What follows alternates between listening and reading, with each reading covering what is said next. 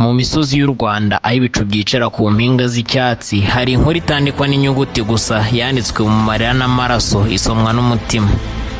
Ni inkuru ya Jenoside yakorewe Abatutsi mu mwaka w'1994, ariko si inkuru y'urupfu gusa, ni n'iy'ubuzima bwakomeje guhangana n'umwijima.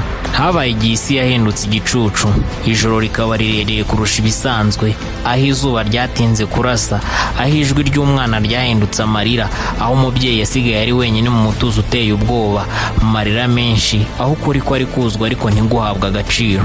Imigezi yatembaga amaraso, imisozi ibika agahinda, imitima iravunika, ubumuntu burakomereka. Ariko mu ivu ry'ayo marira havuyemo igiti gishya, gikura buhoro buhoro, gikomeza guhangana n'umuyaga w'amateka, kivuga kiti ndacyariho. Hari uwahishe undi mu ijoro ry'umwijima, hari uwatanze umutima wo gutanga undi, hari uwahisemo kuba umuntu mu gihe abandi bibagirwaga ubumuntu. Rwanda, igihugu cyanjye, wararize. Yego wararize cyane, amarira yawe aba inzuzi, agahinda kawe kaba nk'ikirere kiremereye, ariko ntiwacitse intege.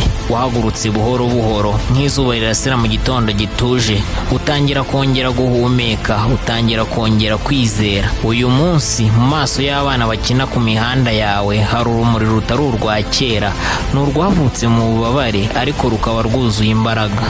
Mu mitima y'abarokotse hari inkovu zitazibagirana, ariko hari n'imbaraga zitavugwa zivuga ziti twabayeho kandi turacyabaho. Ntituzibagirwa abacu, amazina yabo ari mu mutima w'igihugu, amazina yabo ari mu mwuka duhumeka, ari mu bikorwa byacu bya buri munsi, ari mu gihugu twiyemeje kurinda. Baratubwira bucece bati mukomeze kubaho, mukomeze mwubake, mukomeze mube abantu.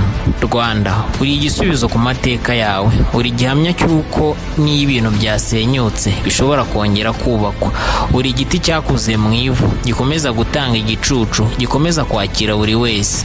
Ni mucyo rero twumvira ijwi rituje, nubwo umwijima wigeze kudutwikira ntitwabuze urumuri, nubwo twatakaje byinshi ntitwatakaje ubumuntu. Turibuka ariko turubaka, turarira ariko turakomeza, turakomeretse ariko turi bazima. Kandi mu mutuzo w'iki gihugu cyacu hari indirimbo ituje, itarangurura amajwi ariko yumvikana mu mitima yacu twese. U Rwanda ntiruzima kuko urumuri rwago rutazima iteka. U Rwanda si amateka gusa, ni urugendo rukomeza, ni igisubizo ku mwijima w'ejo hashize, ni isezerano ry'ejo hazaza. Twabayeho, turiho, tuzakomeza kubaho kuko ntitwazima. Twibuke twiyubaka.